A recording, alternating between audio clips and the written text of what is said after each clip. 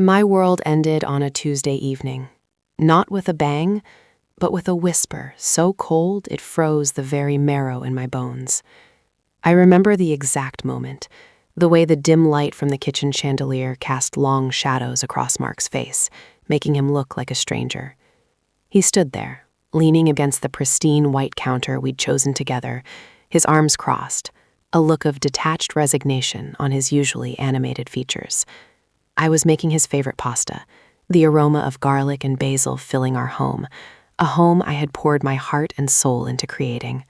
I smiled at him, a tired but loving smile after a long day of work, expecting perhaps a compliment on the meal or a shared moment of quiet domesticity. Instead, he cleared his throat, a small, almost imperceptible sound that now echoes in my nightmares. "Eleanor," he began, his voice flat, devoid of the warmth I had known for years. "My parents, they think you're a burden." My hand, holding the wooden spoon, stilled. The boiling water in the pot seemed to roar in my ears. I waited, my breath hitched, for him to laugh, to dismiss it as another one of his parents' absurd pronouncements. He always did, didn't he? He always defended me, always stood by me.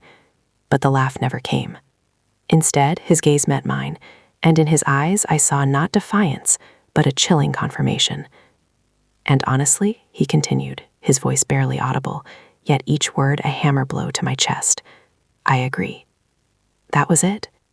The entire foundation of my life, the love I had cherished, the future I had envisioned, shattered into a million irreparable pieces around my feet. The spoon clattered to the floor, forgotten. The pasta boiled over, hissing angrily as it met the hot stovetop. But all I could hear was the deafening silence inside my own head, punctuated only by those 6 brutal words, "I agree." The man I had loved, married, built a life with, had just discarded me like a broken toy, echoing the cruel judgment of his parents.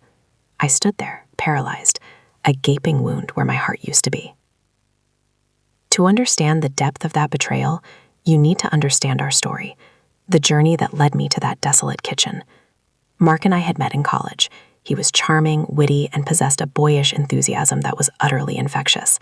I was a quiet art student, finding my voice through graphic design and illustration. He saw something in me, he said, a spark, a unique perspective. We fell in love quickly, passionately. Our early years were a whirlwind of shared dreams, late-night talks, and the heady promise of a future together. He was my rock, my biggest supporter, the one who encouraged me to pursue my freelance career despite its inherent uncertainties. His parents, Ruth and Richard, were a different story. They were old money, established, impeccably dressed, and possessed an air of quiet, unwavering authority. From our first meeting, I felt an invisible wall between us. They were polite, almost excessively so, but their smiles never quite reached their eyes. Richard, a man of few words, would simply appraise me with a look that felt like an audit, weighing my worth against some unseen ledger. Mark, bless his heart, tried to bridge the gap. He'd tell me, "They just care about my future, Eleanor. They're traditional. They'll come around." And for a while, I believed him. I tried to win them over. I attended their endless stuffy dinner parties, dressed in clothes I wasn't comfortable in, engaging in conversations about topics I knew nothing about. I brought them thoughtful gifts, offered to help with their charity events, always striving to prove I was worthy of their son, worthy of their family. But their judgment only intensified. My freelance career, which brought me immense joy and a decent income, was a constant source of their disdain. "A hobby, dear," Ruth would coo, "not a career." They constantly compared me to Mark's sister's husband, a corporate lawyer with a 6-figure salary and a pedigree that met their exacting standards. Mark started to internalize their criticisms. Slowly, subtly, his defenses of me dwindled. He'd make excuses for their behavior, or worse, subtly agree with them. "You know, my mom has a point about networking, Elle. You should really consider something more stable." When we decided to buy our first house, the in-laws swooped in. They insisted on contributing a substantial down payment, framing it as a wedding gift, but making it clear that it was their investment in Mark's future. The house was beautiful, a sprawling suburban dream, but their financial involvement cast a long shadow. Every renovation, every piece of furniture, every decorative choice became subject to their scrutiny. I poured my creative energy, my time, and a significant portion of my own savings into making that house a home, choosing colors, designing custom pieces, transforming it into a sanctuary. But in their eyes, it was always their son's house, and I was merely a guest, a transient inhabitant benefiting from their largesse. Mark, meanwhile, grew increasingly distant. Our late-night talks turned into silent evenings. His enthusiasm for my work, once a source of deep connection, evaporated. He became preoccupied with his own career, which, to my growing concern, seemed to involve more and more of his father's influence and less of his own passion. He started spending more time at his parents' estate, attending business dinners that stretched late into the night. When he was home, he was often withdrawn, irritable, or glued to his phone, scrolling through social media, avoiding my gaze. I tried to reach him, to understand what was happening. "Mark, is everything okay? You seem so far away." He'd shrug, offer a vague excuse about work stress, or snap at me for being too sensitive. The emotional chasm between us widened day by day, filled with unspoken resentments and my growing despair. I felt like I was walking on eggshells in my own home, constantly trying to anticipate his moods, to avoid upsetting his parents, to keep the fragile peace. My self-worth, once robust, began to erode under the relentless assault of their judgment and Mark's indifference. Then came that Tuesday evening, the night the mask finally slipped. The cold, brutal truth laid bare. My parents incur a burden. And honestly, I agree. The words echoed, reverberated, bounced off the walls of my mind. I stood there, a phantom pain in my chest, watching Mark turn and walk away, leaving me alone in the kitchen, surrounded by the ghosts of our shattered love. He didn't even look back. He just left me there, a woman utterly broken, with the smell of burnt pasta and betrayal hanging heavy in the air. I don't know how long I stood there, tears streaming silently down my face, the raw agony consuming me. Eventually, the smell of smoke roused me. I turned off the stove, cleaned the mess mechanically, my mind a blank slate of despair. That night, I didn't sleep. I lay awake, staring at the ceiling, replaying every moment, every subtle slight, every dismissive glance, every lukewarm defense. It all clicked into place. I wasn't just a disappointment to his parents. I was a liability, a drain, a burden.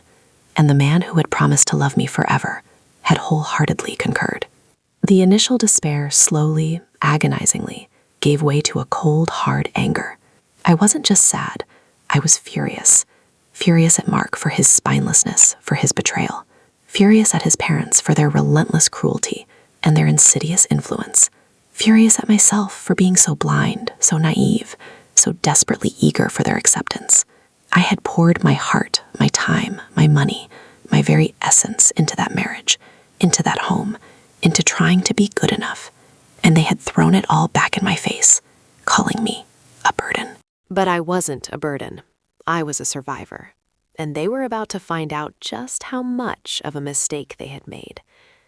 The next morning, I woke up with a singular, burning resolve. I would not be discarded. I would not be a victim.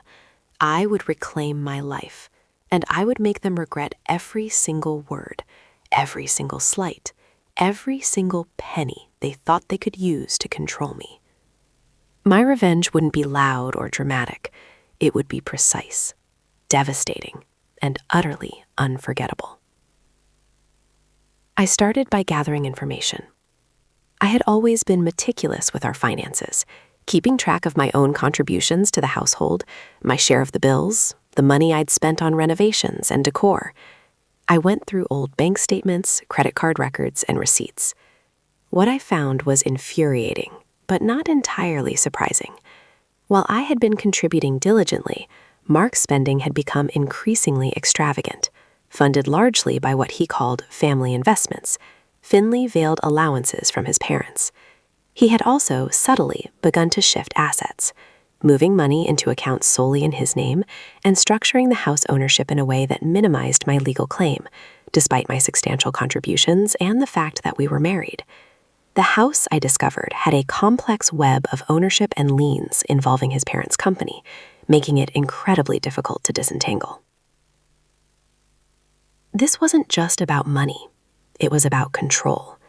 Their control over Mark, and their attempt to control me by making me feel indebted and disposable. I realized they had been systematically trying to marginalize me, to erode my standing, so that when the time came, I would be easy to cast aside with minimal fuss. They wanted me gone, and they wanted me gone cheaply. I quietly contacted a divorce lawyer, a formidable woman named Sarah, known for her sharp mind and even sharper tongue. I laid out my story, presenting her with the meticulously organized files I had compiled. She listened intently, her expression hardening as I recounted Mark's betrayal and his parents' machinations. When she finished, she looked at me, her eyes glinting. "Eleanor," she said, "they underestimated you, and that, my dear, is their biggest mistake." Sarah immediately recognized the pattern of financial manipulation and emotional abuse.